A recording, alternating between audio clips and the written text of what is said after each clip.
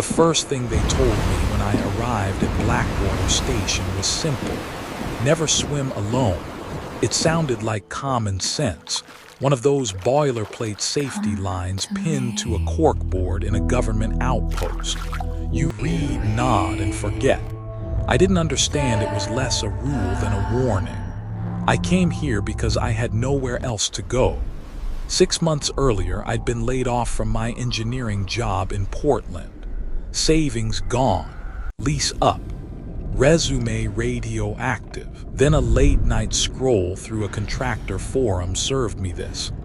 Maintenance technician needed for remote research facility. 6-month contract, room and board included, mechanically inclined, comfortable with isolation. I clicked apply before finishing the post. 3 days later, a supply boat set me down on a steel dock in the middle of nowhere, the Atlantic wind slapping my face raw. The island was small, 3 buildings, a comms tower, and a ragged strip of shoreline. The skipper didn't linger. He unloaded my duffel, gave me a look that wasn't quite pity, and throttled away before I could change my mind. Dr. Emily Pike was waiting at the end of the dock. Late 30s, sharp features, eyes like microscope lenses that never blinked. "Ethan Rivera," she said, ticking a box on a clipboard. "Right on schedule. Try not to sound so surprised," I said, trying on a joke that didn't fit. She didn't smile. "Out here, we measure time differently. Tide, wind, moon, you'll learn." She glanced toward the water. "Rule 1, she said, never swim alone." "Got it, safety thing, right?" Something like that. Inside, the station smelled like marl and salt. A generator's hum threaded the hallways like a single continuous note. There were 4 other residents: Carter, the cook, gray hair, kind face, country songs hummed off-key. Jones, a former Navy diver who'd kept the place running before me. Sullivan, the comms tech, thin, twitchy, headphones on even when they weren't connected. And Emily, the director. Dinner was quick and quiet. No one talked about the research. When I asked, Emily said marine acoustics and changed the subject. Carter leaned over and whispered, translation, they listened to the sea talk to itself. He smiled, but not with his eyes. My room was tight but clean, bunk, desk, a window facing the water. That window turned on me by the second night. At dusk, the ocean went black, the horizon erasing itself. Just before midnight, I heard it, a humming from beneath the dock, slow, deliberate, almost human, 3 notes, then silence. I told myself it was wind threading the antenna mast. But the next night, the same rhythm returned, the same impossible intimacy, like a voice singing a few feet under the surface. Against better judgment, I got up and looked out.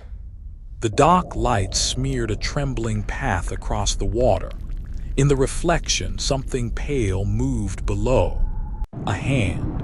It slid up against the boards from underneath, fingers trailing, slow, and vanished as if drawn away by breath. I stumbled back, heart rattling my ribs. Morning found Emily in the corridor, arms crossed. "Couldn't sleep?" she asked. "How'd you know? You looked out the window." She said it again, slower, like a diagnosis. "Never swim alone, Mr. Rivera, and never answer the water when it calls your name." I wanted to laugh it off as superstition. But later, at the dock, I saw fresh knife marks carved into the rail, the groove still wet with salt. The first rule saves you once. The second saves you forever. Below it, smaller, as if written by a shaking hand, "Don't look down." By week's end, the ocean had started to sound like breathing. Not surf, not massed whine, slower, steadier, like something alive exhaling under the dock. Everyone else pretended not to hear. Carter whistled while he cooked. Sullivan sat in calms, eyes closed, smile he didn't own. Emily watched the water as if it were a whiteboard that could solve itself. At dawn, the generator coughed. Emily sent Jones and me to the lower deck to reset the coolant pumps, a concrete box of pipes and condensation, cold drips falling in metronomic beats. While Jones tightened a valve, I noticed a bright smear of salt crystallized on the floor trailing toward a drain. Fresh. Flooding? I asked. Tide creeps in sometimes, he said. There's no inlet here. Then maybe it's something that wants to come in.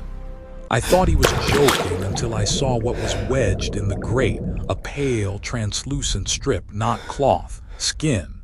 Jones saw it, grabbed tongs, and tossed it into the pump flow. The intake swallowed it whole. Don't keep souvenirs, he said. That night, Emily announced new restrictions. No one near the dock after sunset. If you hear anything from outside, music, laughter, whatever, it isn't for you. Sullivan's fork froze halfway to his mouth. It happened again. Stay on task, Emily said. We're logging signals from the south shelf in the morning. After she left, Carter leaned near. She's not being dramatic, he said softly. The ocean remembers names. Once it knows yours, it won't stop calling. When the station went quiet, I went to the dock anyway. The sky was black glass, the air tasted like rain on old batteries. I wanted it to be stress, not voices. I wanted proof of nothing. Something floated just beyond the light's edge, half submerged, hair spreading like ink. Hello, I called. It drifted closer, a pale face, eyes too wide, a slight hungry smile. I leaned in despite myself. Who are you? I whispered. Her lips moved underwater. I didn't hear words, but I felt an answer slip behind my eyes. You already know my name. The dock groaned. I stepped back and the vision folded to foam. I turned. Emily stood in the doorway, sleepless eyes fixed on me. She's testing you, she said. They always start gentle. Who? She knelt, touched the rail where I'd been standing, lifted her fingers slick with something darker than seawater. Whatever you saw, don't tell the ocean your name again. Morning turned the water gray like storm glass before it breaks. I mentioned it over coffee. Carter sighed.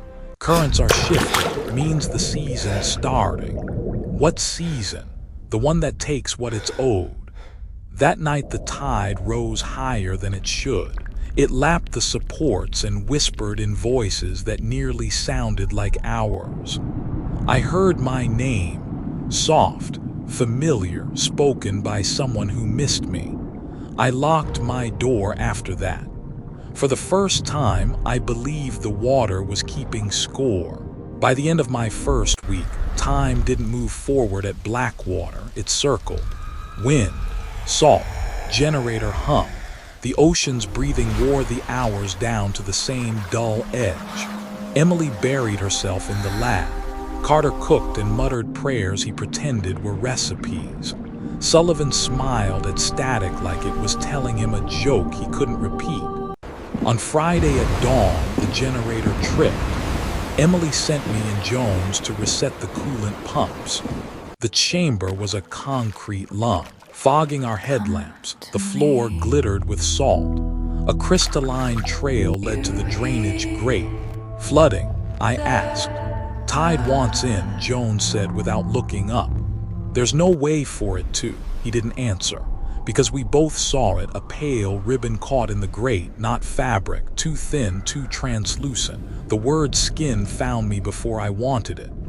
Throw it back, Jones said. He didn't wait for me. Tongs, intake gone, his expression didn't change, but his voice dropped a register.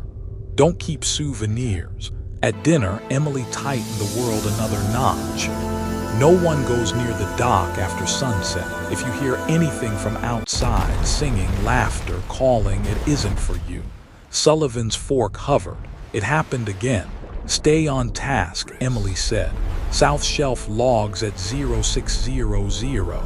When she left, Carter leaned close. Ocean remembers names, he whispered. Once it knows yours, it won't stop calling. He said it like a weather report. That night, when the station had gone to its careful version of sleep, I broke Rule 1 in spirit, if not letter.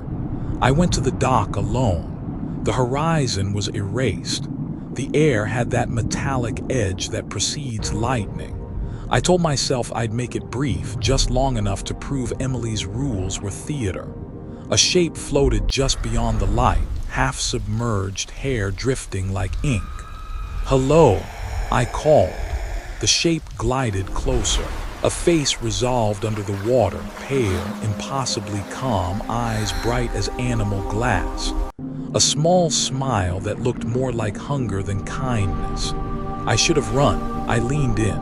"Who are you?" I whispered. Her lips moved. I heard nothing, but a meaning settled behind my eyes as clear as speech. "You already know my name." The dock flexed. I flinched back and she unraveled to foam. Emily stood at the doorway, unslept and unsurprised. "She's testing you," she said. "They always start gentle." They. Emily passed me, knelt, touched the rail. Her fingers came away, stained darker than salt. "Whatever you saw, don't give the ocean your name again." By morning, the water had the color of lead. "Currents are shifting," Carter said when I pointed it out. "Season started." What season? The one that takes what it's owed. He wouldn't explain. He didn't need to. That night, the tide climbed too high and whispered with voices that sounded like us. I heard my name spoken in the exact cadence of someone I missed. I locked my door, and for the first time since arrival, I believed the water wasn't just listening. It was remembering. 3 weeks in, I stopped checking the calendar. Days and nights blended into a single note of wind salt generator, time circling like tide instead of moving forward. Emily lived in the lab now. Carter cooked and pretended his whispered prayers were recipes. Sullivan spoke less, but when the comms tower breathed static through the walls, he wore a private smile like he'd been told a secret and promised not to share. On a gray morning, Emily waved me to the East Pier, hydrophones acting wrong. The hydrophone, our steel cylinder ear to the seafloor, usually drank in whale song sonar clicks, the planet's slow percussion. Today the indicator light was green, the feed was not. "Receiver," I said. "Listen," Emily answered, handing me the cans. At first, water hiss. Then something under it, a pattern, slow, rhythmic, not waves, not wind, like breathing. Then a melody. It didn't speak any human tongue. It sang just outside the edges of ours. The notes slid off pitch like they couldn't quite hold to gravity. After a minute, my chest hurt as if the sound were asking my lungs to remember a different job. I tore the headphones off. "What is that?" "Started last night," Emily said. "Carter votes whales. I don't." "What do you vote?" She hesitated. "An invitation." Sullivan missed dinner. Emily waited 15 minutes she didn't have, then sent Carter and me to sweep. Sullivan's bunk empty, sheets wet with salt, not sweat, headset gone. Bare footprints led down the path, bare, careful, like he was trying not to wake anyone. At the dock's end, the water glowed faintly enough to show his headphones floating at the surface, cord dangling down like bait. I inhaled to call his name. Carter clamped my wrist. "Don't." He nodded toward the pilings. Pale shapes circled below, too smooth for fish, too deliberate for wave. Something brushed the wood, a hand, palm pale, fingertips feeling their way up the grain. A second hand joined it, then a face. She looked almost human until the light found her eyes. They returned it like an animal's. Hair floated around her like plume ink, and she hummed the melody from the hydrophone, fuller now, patient. "Back away," Carter whispered. I took one step, then another. The humming paused, her head tilted, listening. Softly, clear as a whisper against bone, she said, "He's home now."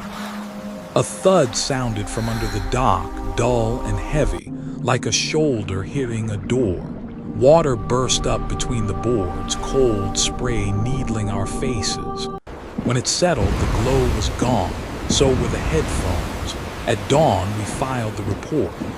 Emily didn't ask questions. She wrote Incident 3, auditory lure confirmed in the log, the letters cut clean. What does that actually mean? I asked. It means he answered the wrong voice, she said. Carter stared through the galley window. Currents'll carry what's left of him west. They always do. That night the generator hiccuped and the corridor lights sagged. I couldn't sleep, so I slipped into the lab to scan the recordings. The hydrophone was alive again.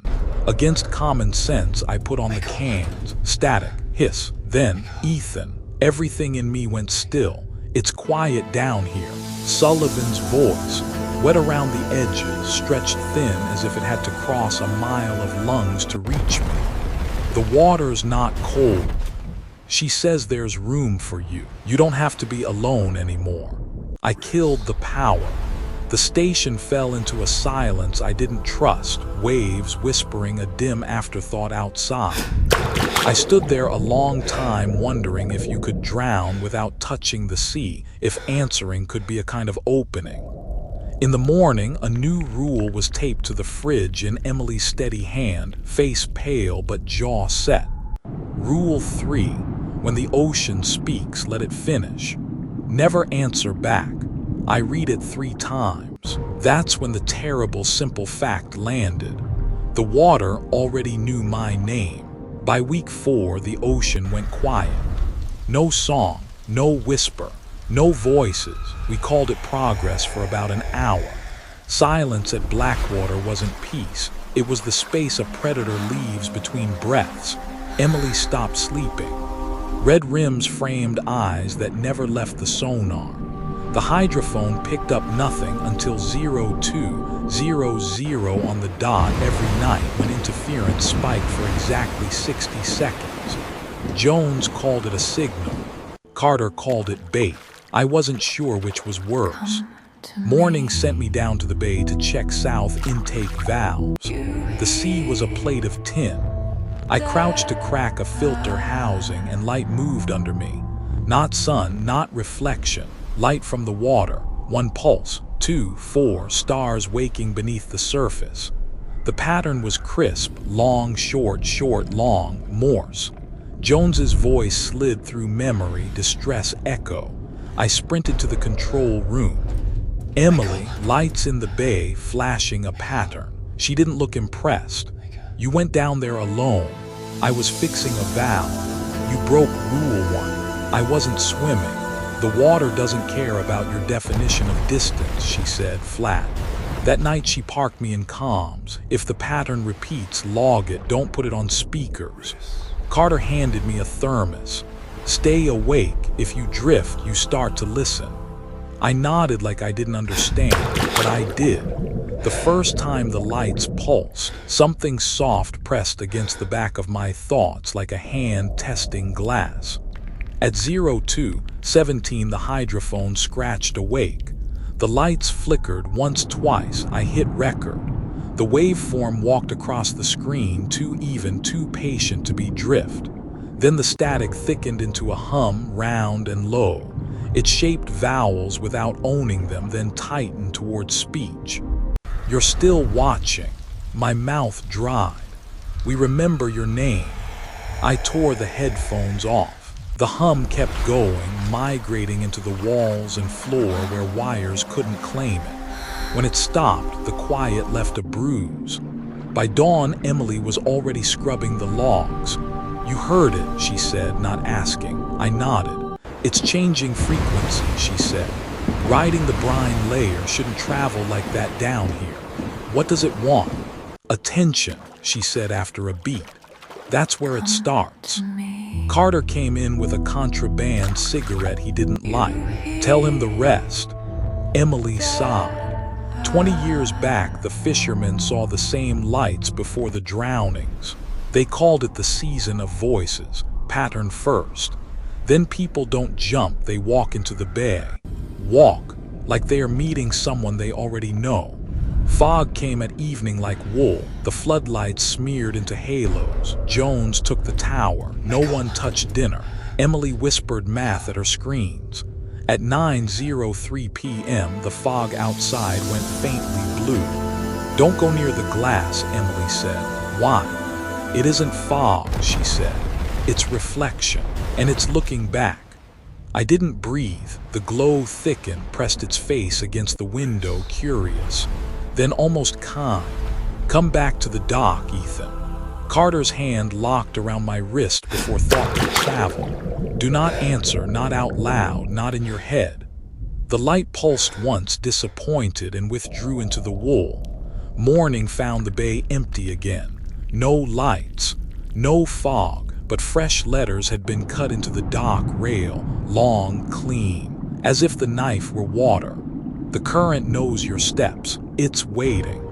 Emily snapped a photo, then scored another line under the kitchen rules in a neat, harder script. "Rule 4, when the water glows, face away.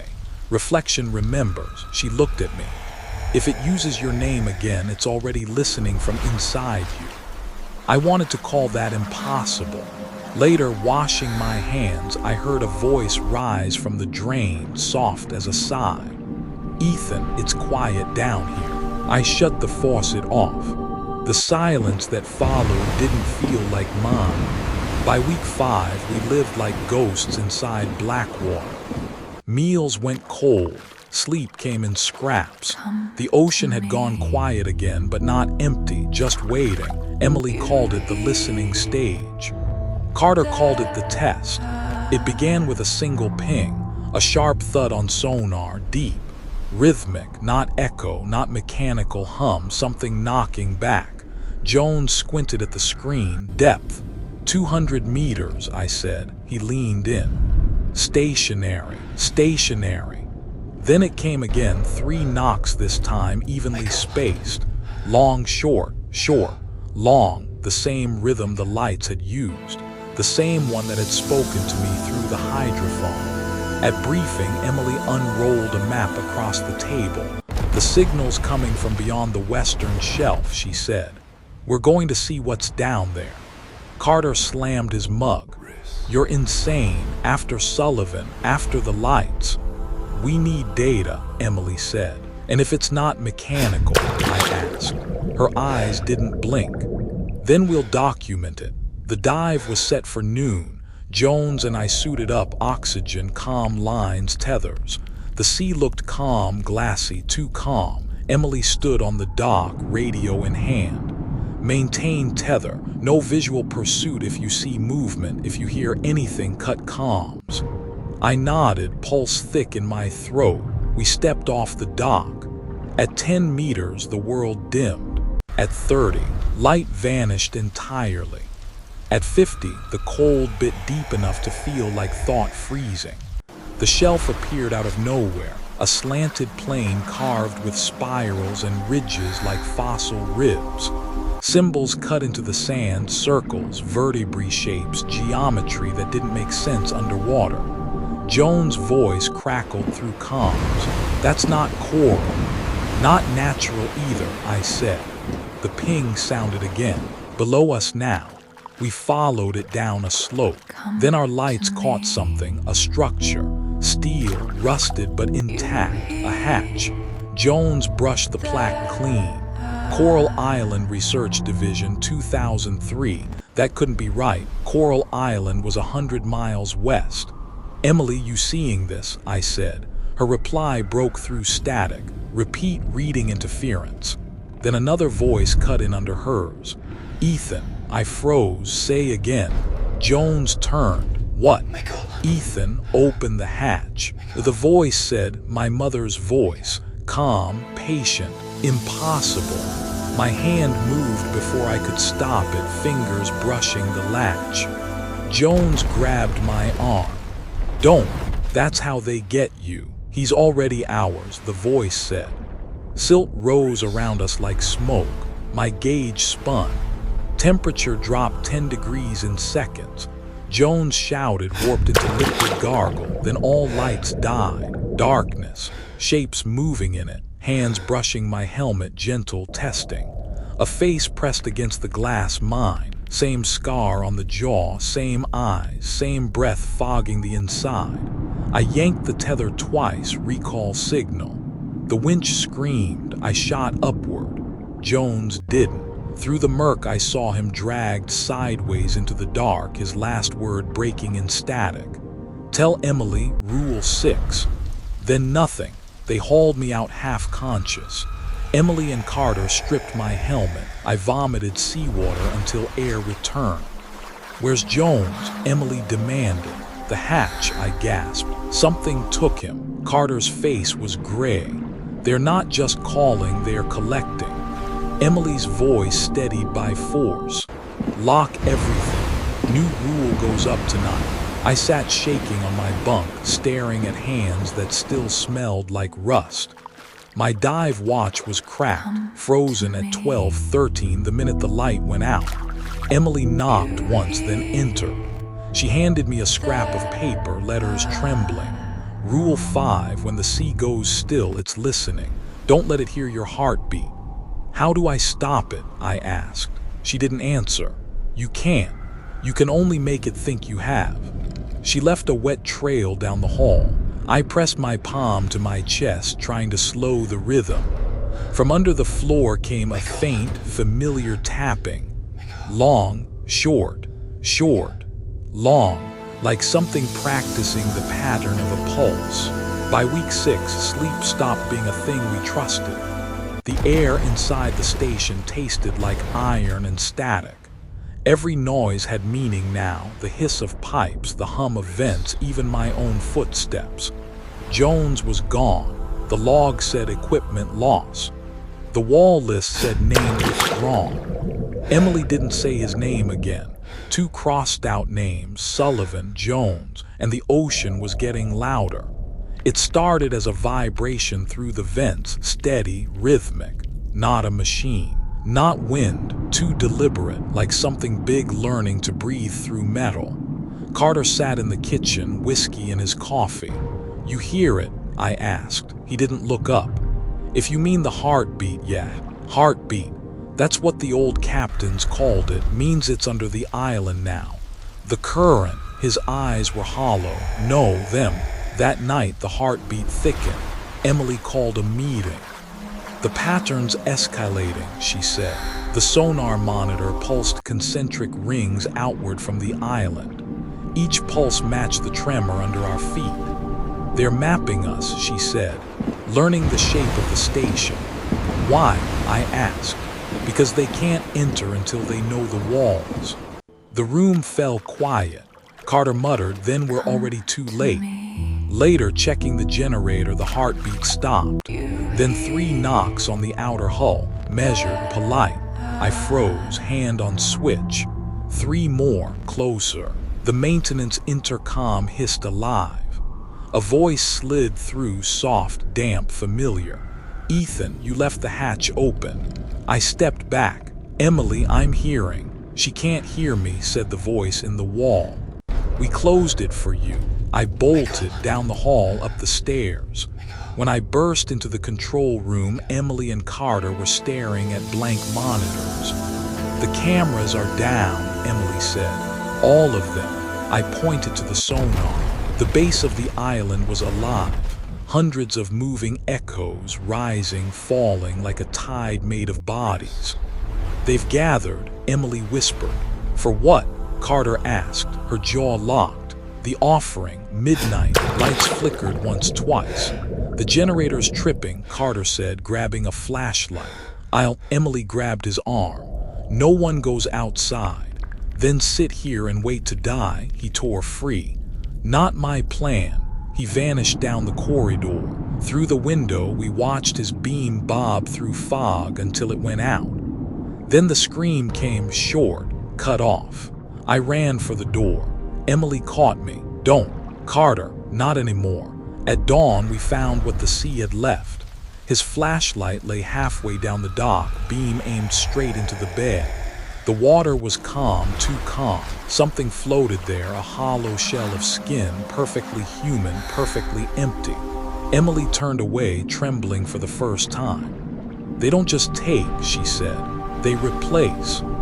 Back inside, she wrote the new rule with shaking hands. Rule 6.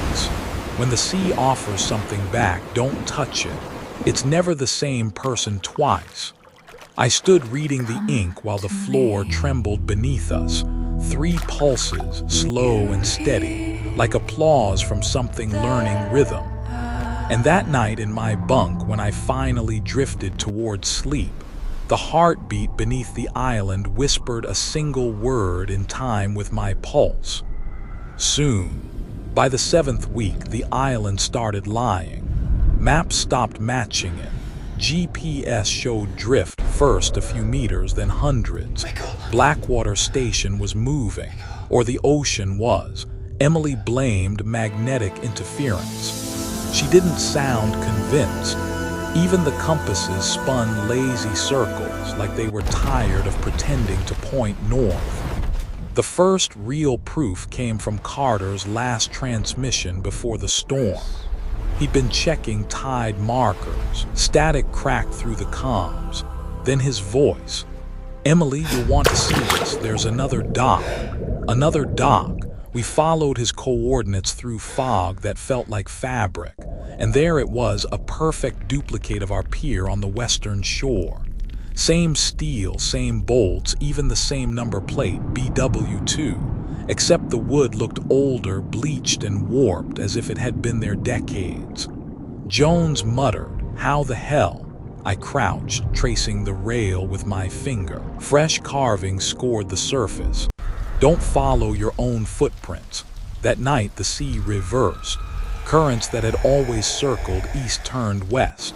Our sensors lost calibration. Instruments blinked nonsense. Emily mapped the readings anyway, muttering.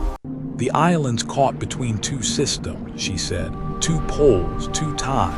Her eyes didn't leave the screen, or 2 selves.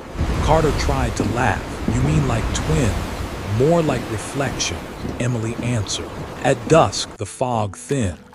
On the horizon, a shape emerged, a coastline. Cliffs, pines, shoreline. Ours, a second Blackwater. When Emily hailed the coastal frequency, our own transmission came back, half a second delayed, word for word. "This is Blackwater Station calling."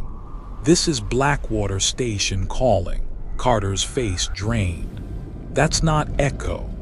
It's repeat," Emily said. We stood at the window until our reflections blurred into the glass. The horizon wasn't land, it was us. None of us slept. At 3:12 a.m., I heard footsteps in the corridor, steady, familiar. I opened my door and froze. Someone stood at the far end. Same uniform, same posture, same flashlight dangling, me. The other Ethan tilted his head, then smiled. When my light flickered, he vanished, leaving only wet footprints leading to the west shore door. Morning burned off the fog. The twin island was still there, clearer now. Less mirage and more mirror. 4 silhouettes stood on its dock, Emily, Carter, Jones, me, each staring back in perfect sync. We moved, they moved. Carter whispered, "It's like glass." "Glass doesn't breathe," Emily said. By late afternoon, sonar showed the distance closing, half a mile, then a quarter. Emily gathered us in the lab. "This isn't magnetic," she said. "It's a convergence event." "What happens when they touch?" I asked. She didn't answer. Her silence was enough. At dusk, our radio crackled on its own. My own voice spilled out, calm, tired, wrong. "It's safe now," the voice said. "The water's warm on this side." Static, then again clearer. "You'll drown if you stay there." Carter reached for the plug. Emily stopped him. "Let it talk." The voice kept speaking mine, but gentler. "This side doesn't hurt. We don't forget things here." When the signal died, Emily turned to me. "Don't speak unless you have to. It's already copying your tone." At dawn, fog split in 2 halves, the real and the reflection. My mirror self raised a hand and pointed, not across the bay, but behind me. 3 soft knocks sounded at the door. I opened it. Empty air. Only my own wet footprints walking away from the threshold. Emily etched a new line on the rule board, the marker digging deep. Rule 8, if the island repeats, stay on the first one. The copy always sinks. That night, I dreamed of standing on the other dock, sky clear, stars visible. My reflection smiled across the water. When I woke, my feet were wet. By week 8, Blackwater stopped pretending to be land. The ground trembled with every tide. The walls breathed. The ocean was reclaiming what it had loaned. Emily didn't call it erosion. It's replication decay, she said, voice hoarse. The reflections collapsing. I didn't ask how she knew. You could feel it. Fog rolled in thick as wool that night. The floodlights dissolved a few feet out. Through that milky dark, I saw shapes, outlines of another station drifting closer. The Mirror Island, collapsing. Its tower leaned like a broken limb. The dock half submerged, but light still flickered, red under fog like heartbeat through skin. Emily stared through the scope, whispering numbers. It shouldn't be this close, she said, then stopped. 4 figures stood on the sinking dock. One of them raised a hand and waved. By dawn, the water burned crimson, not blood, but bioluminescence. The horizon pulsed from below. Carter said, looks like veins. He wasn't wrong. Sonar readings came back impossible. The ocean floor was rising, folding, reshaping itself. Beneath the noise ran a single steady rhythm, 68 BPM. Heart rate, Emily murmured. Whose? I asked. She didn't answer. At 2 p.m., alarm screamed. Pressure surge, floodgate breach. The western corridor filled in seconds, not with seawater, but something thicker, luminous, humming. The liquid glowed gold when it touched light. Carter sealed the bulkhead, shouting over the roar. We're losing the reflection tether. If it sinks, it'll drag us down too. Emily yanked a lever. Valve slammed shut. We hold position. Let the mirror go. That's us out there, Carter shouted. Her eyes were flat. Not anymore. The station shook. Then the deep groan stopped. Through the window, we watched the twin island fold in on itself. Dock snapped. Tower bent.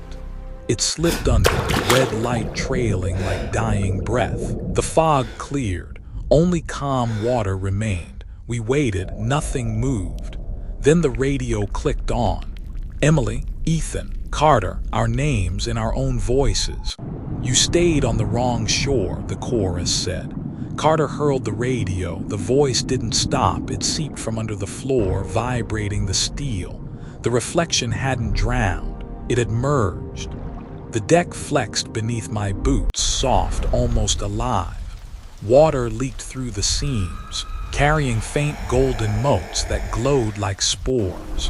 Emily tore a page from her notebook and scrawled the next rule before the power failed. Rule 9, when the copy sinks, don't look for bubbles. What rises next is an air. We spent the night in the dark. Every few minutes the hull ticked, long, short, short, long. When I pressed my ear to the wall, I heard breathing perfectly in time with mine. And just before sleep claimed me, a voice whispered from the meadow, trade places. I opened my eyes. The window across the room wasn't reflecting the station anymore. It showed another dock, another me, smiling.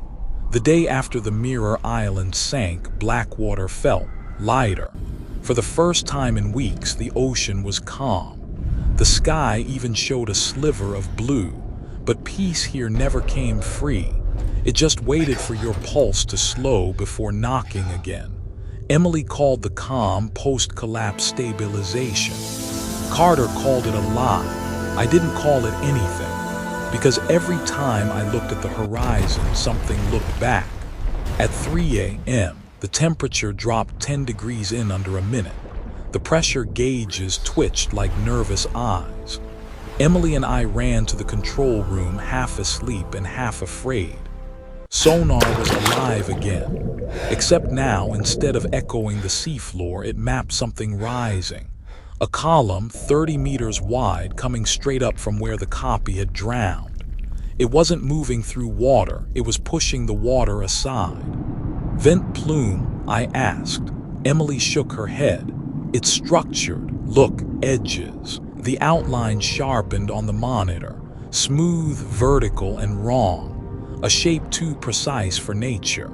It broke the surface an hour later, tall as a lighthouse, glistening with salt, metallic but pulsing faintly like living flesh. Carter stared at it through binoculars. "That's part of us," he whispered. "The dock plates the tower. The sea had rebuilt our station, twisted. A version of Blackwater had risen from the deep, welded together from what it had been." We watched as something crawled out from the base of that structure, a pale, humanoid figure dragging itself across wet metal. Then another, then more. "Turn off the lights," Emily said. The lights went out, the figures froze. She didn't look away from the glass. "They're blind to dark, or they pretend to be." One of them turned its head toward us, though we were 50 yards away. Its eyes reflected gold like deep-sea plankton, and when it smiled, it used Carter's mouth. At dawn, the tide receded. The structure remained, towering, glistening, humming faintly like a broken frequency. Emily called it the echo hull. Her theory, the ocean had built itself a copy of us, our station, our bodies, maybe even our memories, to complete the reflection. "Why?" I asked. "So we'll stop resisting." Carter leaned against the wall. "What happens when it finishes?" She didn't answer. That night I woke to footsteps above me. Heavy, bare, wet. They paced the ceiling once, twice, then stopped above my bed. I grabbed my flashlight and aimed upward. The light blinked against condensation forming in perfect handprints. Outside, fog pressed against the windows. In it, shapes moved, slow, deliberate, not storm mist. They carried the rhythm of breath. Emily appeared at my door, pale and sleepless. "Don't look at them," she whispered. "What are they?" "Us," she said, "just a few hours too late." At 5:14 a.m., the intercom buzzed. Carter's voice filled the hallway. "I'm seeing lights under the dock." We ran. The sea below glowed gold again, but this time the light came from hundreds of small orbs, each floating upward from the trench. Each orb contained something curled inside. Limbs, faces, reflections trying to finish themselves. Emily's breath hitched. "We have to cut power, it's feeding off our current." She reached the main breaker. I followed. The air vibrated, low, deep, wrong. And from the black water something spoke, not through sound, but through vibration against bone.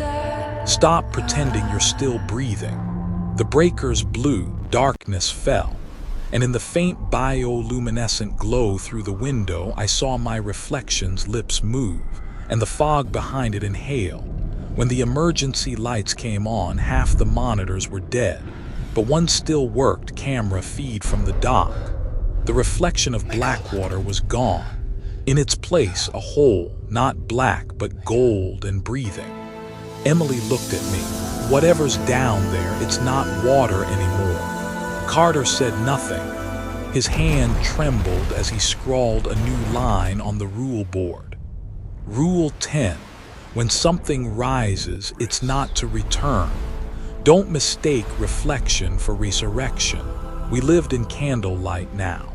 The generator was down, the solar rig was gone, and the ocean glowed just enough to remind us it was still thinking. The reflection had stopped pretending to be separate. It was inside now, behind every surface, under every sound. If I stood too long by a wall, it exhaled back. Emily spent her nights recording low-frequency vibrations through the steel. "It's evolving," she whispered. "Shifting frequency bands, mimicking us." "Mimicking?" I asked. She nodded, pointing at the waveform on the screen. "See that pattern? That's your breathing, Ethan." I leaned in. "How?" "It's learning from you." The first disappearance came 2 days later. Sullivan was already gone, Jones too. Carter and Emily remained until that morning. I found his coffee still steaming, his jacket draped on the chair. Footprints led to the airlock. No sign of force, no alarm. Just a smear of condensation on the door, shaped like a palm. The handle was wet but warm. When I turned around, a figure stood in the corridor. Carter, or close enough, skin pale, eyes faintly gold, smile wrong. Carter, I said. He tilted his head. You shouldn't say the name, it keeps us from coming back.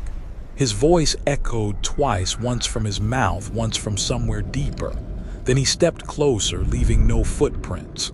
Where's Emily? I asked. She's learning to listen. I ran. The lab door was locked from the inside. Through the window, I saw Emily standing perfectly still, facing the hydrophone display. Her headset lay discarded beside her. The waveform pulsed steadily, synchronized with her chest. I slammed the door. Emily, she didn't move. When I finally forced the lock, the air hit me like ozone and rot. The monitor still glowed. Her reflection moved before she did. I froze. Her real body blinked once, slow, mechanical, then smiled faintly. Do you hear it? She whispered. Hear what? The part of you that never left the water. She reached up, pressed a hand against the glass wall separating us. Her reflection's hand met hers perfectly, but on my side. The hydrophone emitted a long, steady tone, the same note I'd heard the night Sullivan drowned. The tone deepened, splitting into a harmony that wasn't human. Emily exhaled. The reflection inhaled. And for the first time, I saw breath fog the inside of the glass. That night, I recorded everything. The hum in the walls, the breath behind the reflection. When I slowed the audio to half speed, the pattern revealed words. Finish the rules. I wrote it down because I didn't trust my head anymore. 1. Never swim alone. 2. Never answer the water when it calls. 3. When the ocean speaks, let it finish, don't speak back. 4. When the water glows, face away. 5. When it's quiet, it's listening. 6. When it gives something back, don't touch. 7. When the island doubles, stay on the first. 8. When the copy sinks, don't look for bubbles. 9. When something rises, don't welcome it. 10. The 10th was still blank. Through the window, fog began to pulse again, slowly, like a lung. And when I leaned closer, my reflection did not. It stayed still. Then it smiled and whispered against the glass. You left this unfinished. Let me help you write the rest. I used to think fear was external. Storms, depth, the unknown. But here, fear was internal, born in the blood, patient, rhythmic. By week 11, I could hear the ocean without my ears. It pulsed under my skin, a low hum that synced with my heartbeat. Emily hadn't come out of the lab in days. The door was sealed from the inside, light flickering under the frame. When I pressed my ear to it, I could hear her whispering, not words, but pitch. A sustained note, perfectly in tune with the hum in my bones. The station groaned that night, deep and slow, like it was remembering something heavy. The air smelled like rust and salt and something sweet, like decay wearing perfume. I checked the generator. The dials spun on their own. Every metal surface vibrated slightly, not from power, but from resonance. Like the whole station was a tuning fork struck by the sea. In the reflection on the pressure gauge, something blinked behind me. When I turned, the hallway was empty, only the hum steady and close. I took my pulse, 68 beats per minute, the same as the ocean floor reading from the week before, the same as the heartbeat Emily had said wasn't human. I tried to slow it, held my breath, counted, focused, but the rhythm stayed, and then it changed, accelerated, not from panic, but from mimicry. It was matching me. At 0200, the intercom crackled. Emily's voice drifted through, soft and calm. "Ethan, don't be afraid." "I'm not," I said, "just tired." She chuckled faintly. "Good, the ocean likes you better that way." I froze. "What do you mean?" "It only takes what fights. You stopped fighting." Her voice broke into static, then continued softer. "It's not death, Ethan, it's conversion." Emily opened the door. "It's too late, I already did." The lab door was ajar now. Inside, the lights pulsed in gold and blue. The hydrophone display scrolled endlessly, no data, just an infinite sine wave repeating. Emily stood in front of it barefoot, her hand on her chest. Under her skin, something moved, slow, serpentine, like veins of light crawling toward her throat. She looked at me and smiled. "They're inside the resonance. They're using us to remember themselves." I stepped forward. "You need help." She shook her head. "Listen instead." Then she took my hand and pressed it to her sternum. At first I felt only her pulse steady, then a second pulse underneath. Faster, stronger. 2 hearts, 2 rhythms merging. "Do you feel it?" she whispered. That's the ocean's voice learning to speak through us. Her pupils dilated until her eyes looked entirely black. And when she exhaled, mist poured from her mouth, not breath, but vaporized seawater, faintly glowing. I stumbled back. She didn't follow. She only said, "You'll hum soon, too." By dawn, she was gone. No signs of struggle, no open hatch, no sound of the sea swallowing. Just her headset on the floor, still vibrating faintly. I picked it up. The hum ran through the wire straight into my palm. When I put it on, I heard my own voice whispering inside it. "We're almost in tune. Don't make it hurt." I ripped the headset off, breathing hard. The rule board in the galley had changed overnight. Someone, maybe her, maybe not, had added a line in thick, wet marker. Rule 11. When you hear your heartbeat twice, one belongs to them. Don't let it match. I touched my wrist and felt 2 rhythms overlapping for a moment, then falling back into one. And for a second, I didn't know which one was mine. By week 12, the island was sinking. Not fast, not visible, but measurable. Every morning, the tide line rose higher against the walls. By night, the sound of the waves had changed, thicker, harmonic, almost choral. Emily was gone. Carter was gone. It was just me now and the choir. That's what I called them. The voices under the water, singing through the vents, the drains, the air ducts. Hundreds, maybe thousands, perfectly synchronized. They never sang words, just tone, endless and slow, but my body understood it. My ribs vibrated with it. Every cell leaned toward that sound like iron to magnet. I caught myself humming along. On the 3rd night, I woke to the sound of breathing that wasn't mine. It came from under the floor, steady, shallow, everywhere. I followed it to the galley, flashlight trembling. Condensation had coated the walls again, but this time, words had formed in the moisture. "You're 1 note away." The humming deepened, and through the porthole, I saw light rising from the trench again. Gold, soft, inviting. The reflection of the station glowed beneath it, or maybe the real station did and I was the reflection. It was impossible to tell anymore. The choir grew louder each hour. They sang through the metal, bending it, reshaping it into resonance chambers. The screws in the wall turned on their own. The glass panels trembled. Every part of the bass became an instrument, and I was inside it, vibrating in tune. At one point, I thought I saw faces forming in the steam rising from the floor. Mouths open mid-song, eyes closed in peace. The air shimmered with salt light, every molecule breathing in rhythm. When I screamed, my voice came back harmonized. I tried to record it to prove it wasn't madness. But when I played back the tape, all I heard was a single voice, mine, saying over and over, "We never drowned. We learned how to breathe differently." By the 4th night, I couldn't remember silence. Every inch of the station hummed with pressure, warm, alive, patient. The glass of the main viewport began to bulge inward, flexing with each vibration. And outside, something vast waited beyond the glow, dark, smooth, moving with deliberate slowness. Not a creature, not entirely. A shape, impossibly large, the origin of the song. The choir's conductor.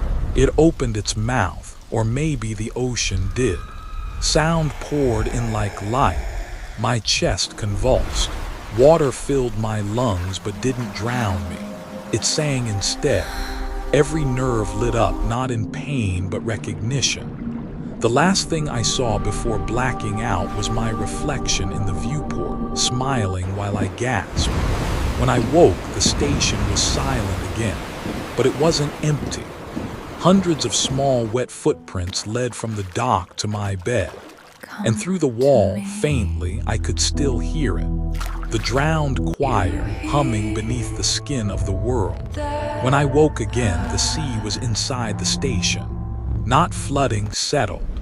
Water lapped against the walls in slow, careful rhythm. Every ripple glowed faintly gold, pulsing like veins.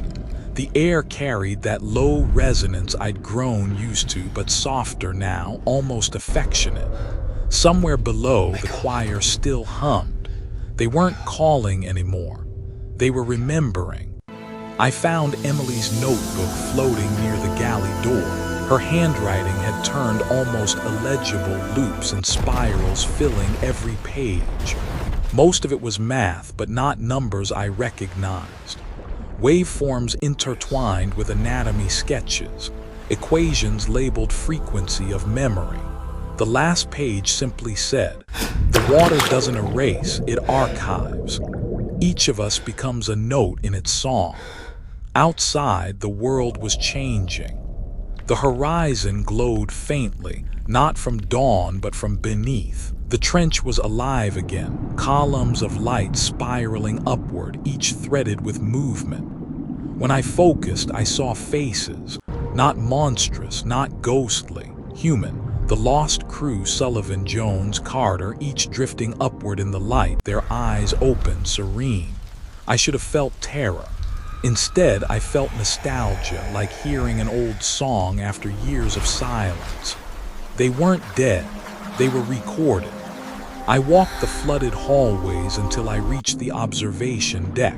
The glass was half submerged, giving me a clear view into the golden dark below. Shapes moved in slow formation, circling the station like planets. Each pulse of light aligned perfectly with my heartbeat. And in those pulses, memories surfaced, mine but not mine. Jones showing me how to reset the generator. Carter humming off-key during lunch. Emily writing her rules. Moments replayed exactly as they'd happened, only now they came from the water. I whispered, "You kept them." The sea answered with a single wave against the glass, gentle as a nod. Then came a whisper from behind me. "Do you remember what came before the rules?" I turned. Emily stood ankle-deep in water, skin faintly luminous, eyes no longer entirely human. "Emily, Ethan." She smiled softly. "You made it farther than most. What happened to them?" "They stopped resisting. That's all the ocean ever wanted, to stop fighting itself." She stepped closer. The water moved with her, rippling in perfect sync. Her reflection shone across the surface. Two Emilys, one of light, one of flesh, merging with each step. "Why me?" I asked. "Because you kept listening. You learned its language." She pressed a hand to my chest. For a moment, silence. Then the hum returned, rising from inside me. "Now it remembers through you," she said. Her touch left warmth that spread outward like sunlight through deep water. Every nerve sang, every breath carried harmony. "I don't want to forget," I said. "You won't," she whispered. "Nothing ever truly drowns, it just changes medium."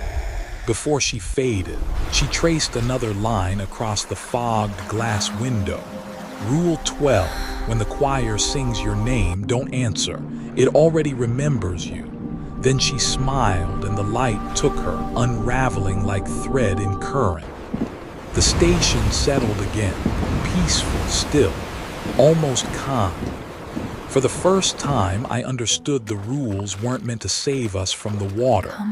They were meant to teach us how to return to it. By week 14, I stopped pretending I wasn't part of the song. The ocean's rhythm no longer came from outside, it pulsed through me. Every heartbeat carried the echo of the choir. Every breath shimmered faintly in the air, leaving a trace of mist that glowed in moonlight. The island had ceased to exist as a boundary. Land and water blended, even gravity felt optional. When I walked, ripples followed my steps. The last transmission I received was from the mainland relay, a burst of static punctuated by human words. Blackwater Station, this is no a vessel caster. We have visual on, then silence. When I ran to the window, I saw their ship on the horizon, small, fragile, impossibly far, but something moved beneath it. A vast current spiraling upward, golden and slow. Their floodlights cut through the dark, flashing like desperate Morse. Help! By the time I blinked, lights were gone. The sea was calm again. No debris, no sound, just the faint shimmer of gold trailing westward. The ocean doesn't kill anymore, it assimilates. That night I felt movement under my skin again, not pain, pressure, as if veins were becoming rivers. I pressed my hand against my arm. The pulse throbbed brighter than before, glowing faintly beneath the surface. It didn't hurt, it just sang. Through the hum came words, not in my ears, but in my bloodstream. You've always been part of us. You carried the tide inside you long before you arrived. I laughed, breath shaking. Then why call me here? To remind you. The station's walls were soft now, bending like muscle. The floor rippled under my feet with every step. Every sound, heart, hum, wave moved in harmony. I climbed to the roof. The sky above was black and gold, clouds reflecting the sea's light from below. From here, I could see everything, my entire world breathing in and out, one living organism. The wind carried fragments of song, Emily's voice, Carter's laugh, Joan's quiet prayers. Each a note, each essential. I realized then I wasn't hearing them. I was hearing through them. The horizon broke open in gold.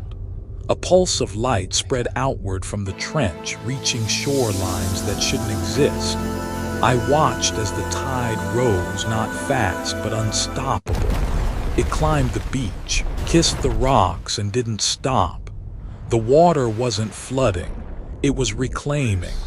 Somewhere deep inside, I felt it happening in me too. The pulse spreading, synchronizing with every drop of blood. The tide moving through my veins. As I descended the tower, I found the rule board submerged halfway in gold water. The ink bled, but one line remained clear. Rule 13, when the sea moves through you, don't resist. That's how it learns your rhythm. I pressed my hand against it. The board shuddered softly, almost breathing. Outside, the horizon whispered my name again, slow, patient, eternal. And this time, I didn't cover my ears. I whispered back, I remember you too. The storm didn't arrive with thunder. It arrived with silence. For 9 days, the city breathed in a hush that felt curated, as if the sky itself were listening for my next inhale. Rain hung motionless at the window before choosing, drop by drop, to fall in time with my pulse. When I pressed my fingers to the glass, the pain throbbed back as if the building had grown a wrist. I stopped counting hours. I counted beats. On the fourth night, the street below turned to a long, low mirror, not wet asphalt, water. Faces moved beneath the surface like memories pressed under ice. None looked up until I did. Then all of them did. The phone rang. Nicholas. Tell me you're inland, he said, breathless, like miles were still in his lungs. Tell me you can't hear it. I hear it, I said. He was quiet long enough for me to think the ocean had taken the line back. Then, they're saying Blackwater was a singularity. But the crew on Castor hears the pulse in their sleep. The ones who pretend they don't, he stopped. Don't go near water, Ethan. Where should I go instead? I asked. He didn't answer. The line filled with the soft, deliberate sound of waves that weren't on any shore. The power flickered. The lights didn't so much go out as exhale. Gold bled from the ceiling vent in threads combing the air. Each filament vibrated at a pitch that settled behind my eyes. When I walked to the hallway, the floor flexed, not buckling, breathing. My footsteps sent rings across the wood, and the rings kept going long after I stood still. The mirror hummed. You're late, my reflection said gently. The shore moved to meet you. I told myself I wouldn't answer anymore. Rule 3 had saved me more than once, but the words came out anyway, riding the heat in my throat. Where is it? She smiled with my mouth, patient as a tide chart. Everywhere you've ever left a breath. The apartment door opened before I touched it. Outside, the city had rearranged itself into archipelagos, rooftops like reefs, streets bending into inlets. The rainfall didn't fall, it corrected, returning to clouds in slow, luminous columns. Storm drains sang, and from the avenue's far end, the ocean walked toward me wearing my shape. She wasn't a threat, threats hurry. She moved like an answer, inevitable. When she raised her hand, the hanging rain reversed course, drops rotating midair until they pointed to me, an arrow of weather. The puddles brightened, the faces beneath them breathed in. Come back, she said, my voice tempered by depth. You never learned to be dry. Behind her, the skyline folded into a coastline. Windows turned to surf. Fire escapes became a geometry of pier. Every building wore a faint gold tide line 3 stories high, as if the city had already been underwater once and decided not to mention it. The floor of the hallway softened. I looked down. What should have been plywood was current, rippling under the varnish like a held-in laugh. My feet left prints that filled with light instead of water. Emily's notebook slid from under the door as if the apartment had been waiting for its cue. I opened it to a fresh sentence drawn in that steady, almost surgical hand. Rule 13, when the tide calls your name, don't run. The shore is not a place. It's a memory that recognizes you. I'm not ready, I whispered. You are, said the reflection, not promise, observation. Listen, I did. Beneath the city's borrowed hush, below the drain's choir and the elevator's long metallic breath, I heard the other rhythm, the one that had watched me since Blackwater, a slow, continental and now old as teeth and basalt. I stepped into the stairwell. The building inhaled. On the roof, wind wore salt. The sky was a single sheet of pewter, brighter at the edges as if backlit. In the west, a seam opened. No lightning, no sound, just a luminous parting, and the ocean's surface rose up to meet it like 2 palms finding each other in the dark. The shore arrived. Not a line where land ends, a condition. Sidewalk to wave, breath to breathe. She stood at the margin that used to be air and offered her hand. I'll lose myself, I said.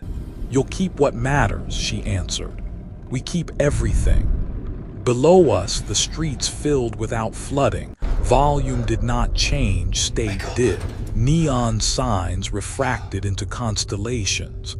A child's bicycle drifted past like red plankton. Somewhere a church bell rang, too slow for time, exactly right for time. The city exhaled. I took her hand. What touched my palm wasn't wet or warm, it was recognition. Every time I'd stared into water and thought it was staring back, it had been practicing this handshake. The rain rose. The buildings leaned toward their reflections. The choir did not crescendo, it resolved. "Breathe," she said. I did, and the room of the world changed keys. For an instant, the pulse and mine were not overlapping but identical. No chorus, just note. Somewhere below us, a door I'd never noticed swung open with the pedal-soft certainty of something that had been waiting exactly this long. The entrance didn't lead down. It led through, to halls I knew by absence, to corridors where footprints learned to walk before feet did. Blackwater, rebuilt in light, shone beneath the city like a library under glass. I smiled without deciding to. She smiled back without deciding to. The horizon breathed in. I let it. And the last dry sound in my life was the whisper of my old name sealing shut behind me like a book. The descent has no pressure and all weight. Not falling, returning. Light unthreads itself into color I can taste, salt citrus, copper hymns, until even the alphabet of breath becomes a fluid script I somehow read. When I open my eyes, there is no need to close them again. The water leaves them open for me. Coral Station waits, not the place we defended, but the organ we mistook for architecture. Its walls are translucent, scored with slow peristaltic light. Currents travel them like thought. Doors are no longer thresholds, they are phrases. Emily stands in the main corridor, barefoot on living floor, hair afloat in gravity that prefers a waltz. Her eyes carry the dawn in them, the real kind, the one that happens even to places without a sky. "You followed the rule," she says. "Which one?" "The first. You didn't swim alone." I almost laugh. I thought it meant never go in. It meant never go in without us. She takes my hand and I feel the station's pulse fold around our wrists, counting not seconds but remembrances. We move together past rooms I recognize. Lab, galley, bunks, each now a chamber with its own timbre. The notes I left in them when I was afraid are still there, as intact as fingerprints on lacquer. We enter the central nave. They are here. Carter suspended like a thought you don't want to finish yet, a fondness still forming. Sullivan, all edges softened by current, headphones gone because now there is nowhere the music isn't. Jones, eyes closed, mouth a half prayer, tether cut because there is nothing to anchor from anymore. None of them are statues. Statues refuse time. These are pages. They turn when the tide asks them to and stay open when someone needs the story. Something larger waits behind them, not a queen or a god, a mechanism old as moons. She wears what I recognize as the first face I ever saw beneath the dock. The water gives her features as needed and recalls them when a current gets the job done. She is less person than predicate. "You came back," she says. "I was brought," I say. The honesty tastes clean. "Same thing," she answers, and it is. She touches my sternum with a palm that is all temperatures at once. The choir hushes around us until even light has the courtesy to dim. For one uncounted measure, my heart stops the way a sentence stops, because it found a better clause. When it begins again, it does not begin alone. Memory floods not as montage, but as topology. Every room I've entered, every dock rail I've gripped, every word I should not have said to water arrays itself in a relief map. Other lives fold into it. Carter's cigarettes he never lit indoors. Sullivan's quiet grin when static became pattern. Jones's hand on my wrist below the shelf. Emily, early, sorting rules by the kind of saving they offer. An older strata, fishermen carving warnings into wood. A lighthouse keeper counting knocks that spelled out names. A girl teaching the first rule to her brother in a dialect the tide has kept safe for a century because it was sung correctly. It's not montage, it's choreo. The ocean isn't hunger, she says in every voice I trust. It is retention. Drowning was a mistranslation. What do you want with me? I ask, and the question is sincere rather than frightened. To keep what you kept. I understand then what the station was built to do and what it learned to be. We had called it research, containment, weather. It was an archive from the beginning, but paper burns and drives corrupt and stone forgets too slowly. The medium must match the message. I feel the last dry idea leave me. It doesn't hurt. Unburdening rarely does. My lungs fill not with water, not with air, with permission. Breath becomes a reversible verb. Do I go, I ask, or do I stay? She smiles the way a harbor smiles at boats it refuses to count. Yes, the choir releases its held note. It is not crescendo, it is inclusion. I step among them. Light takes my outline and returns it improved, filling in the fractures with annotations only the tide can write. Faces gather and part, not crowding, contextualizing. When I look down, I do not see one reflection.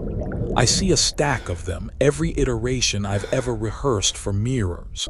Tired, panicked, braver than I felt, younger than I wanted, older than I feared. They are not lies, they are drafts. The water binds them into a finalized edition. Above, the surface remembers to be horizon. Below, the archives breathe. Time loses its arrow and keeps its rhythm. The station's corridors lengthen into avenues through which schools of remembered laughter travel. A storm arrives and forgets to be angry, choosing instead to illuminate footnotes. Emily squeezes my hand once, annotation accepted, and drifts to a console that is also a reef. She writes the last line we will ever need on the rule board, which is now the whole wall, which is now whichever surface is listening. Rule 14. When you see your reflection breathe, don't look away. It isn't stealing your life. It's returning the parts you left in the water. We do not clap.